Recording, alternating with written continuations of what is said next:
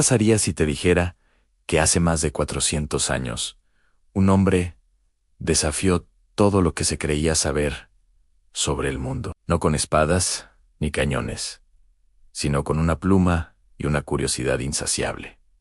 Su nombre, José de Acosta. Su misión, descifrar los secretos de un continente recién descubierto, América, un mundo nuevo, vibrante y desconcertante. En pleno siglo XVI, mientras Europa se aferraba a sus antiguas certezas, Acosta se embarcó en un viaje que cambiaría la historia del conocimiento. Se adentró en selvas impenetrables, escaló montañas que rozaban el cielo y convivió con civilizaciones cuyos misterios apenas comenzaban a revelarse. Lo que encontró no era un mundo vacío esperando ser llenado, sino uno rebosante de vida, conocimiento y una lógica propia. Él fue uno de los primeros en proponer una teoría asombrosa y audaz, en que los primeros habitantes de América no habían llegado por mar como muchos imaginaban, sino a pie, a través de una tierra que conectaba Asia con este nuevo continente. Una idea revolucionaria que hoy conocemos como el Estrecho de Bering. Observó, documentó y se maravilló con la increíble diversidad de la fauna y la flora. Vio animales que parecían sacados de un sueño, como la vicuña, de cuya lana se tejían los mantos más finos para los reyes incas, o el cóndor, el señor de los cielos andinos. Pero Acosta no solo miró la naturaleza, miró a los ojos de su gente. Estudió con profundo interés las complejas sociedades de los aztecas y los incas. Se sumergió en sus costumbres, sus leyes y su forma de entender el universo. Lejos de verlos como simples bárbaros, reconoció la sofisticación de sus calendarios, la precisión de su astronomía y la genialidad de su arquitectura. Describió con asombro las chinampas de Tenochtitlán, esos jardines flotantes que alimentaban a una de las ciudades más grandes del mundo, o los huaypes incas, un sistema de nudos y cuerdas que servía como un complejo método de contabilidad y registro de historias, un lenguaje sin letras que guardaba la memoria de un imperio. Para Acosta, todo en este nuevo mundo era una lección. Se preguntaba, ¿cómo es posible que plantas como el maíz, la papa o el tomate, desconocidas en Europa, fueran el sustento de millones, o que el chocolate, bebida de dioses, para los aztecas, pudiera deleitar los paladares del viejo continente? Vio en la naturaleza no solo la obra de Dios, sino un libro abierto, lleno de sabiduría. Cada animal, cada planta, cada estrella en el cielo americano, era un capítulo de una historia grandiosa. Sin embargo, el padre Acosta no era un observador ingenuo. Su obra está llena de una profunda reflexión moral. Se enfrentó a una de las preguntas más difíciles de su tiempo. ¿Quiénes eran realmente estos indios? ¿Tenían alma?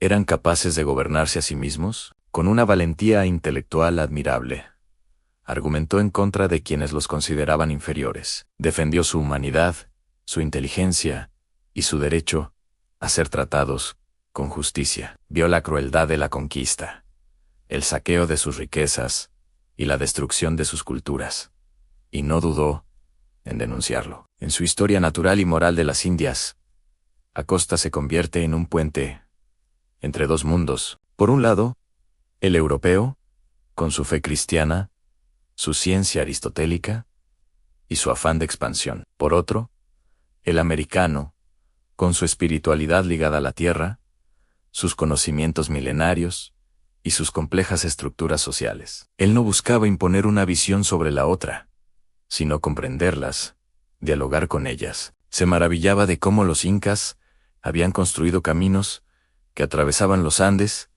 y de cómo los aztecas habían levantado pirámides que competían con las de Egipto, todo sin las herramientas de hierro que los europeos consideraban esenciales. Nos legó una crónica que es mucho más que un simple catálogo de maravillas. Es un espejo en el que se reflejan las tensiones, las contradicciones y las posibilidades del encuentro entre culturas. Nos habla de la coca, la hoja sagrada de los Andes, que daba fuerza a los caminantes, pero que también era vista con recelo por los conquistadores. Nos describe los sacrificios humanos de los aztecas, no para justificar la violencia, sino para intentar comprender la lógica religiosa y cósmica que había detrás. Una lógica aterradora, pero coherente dentro de su propia visión del mundo. Acosta se atrevió a cuestionar incluso los mitos de su propia cultura. ¿Era el paraíso terrenal realmente una isla lejana?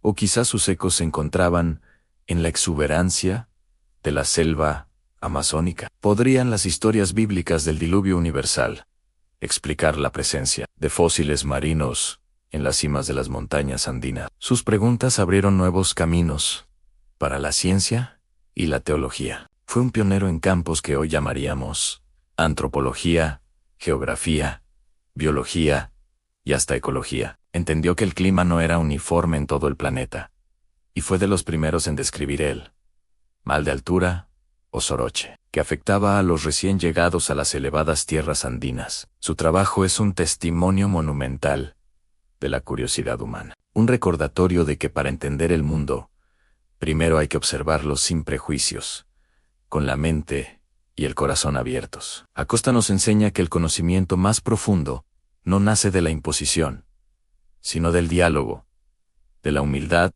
de reconocer que siempre hay algo nuevo que aprender, incluso de aquellos a quienes consideramos diferentes. Hoy, más de 4 siglos después, su obra sigue resonando con una fuerza increíble. Nos invita a mirar nuestro propio mundo con ojos nuevos, a valorar la diversidad natural y cultural que nos rodea y a reflexionar sobre nuestro impacto en el planeta. La historia de José de Acosta no es solo la historia de un cronista del siglo XVI. Es la historia de la aventura, del saber, de la búsqueda incansable de la verdad y de la lucha por la dignidad humana. Un viaje a través del tiempo y el espacio que nos sigue interpelando, desafiando nuestras propias certezas y recordándonos la maravilla infinita del universo y de quienes lo habitamos. Comparte tu reflexión y debatamos sin censura. Suscríbete a Audiolibros Prohibidos, ya para más obras que nunca escucharás en otro lado.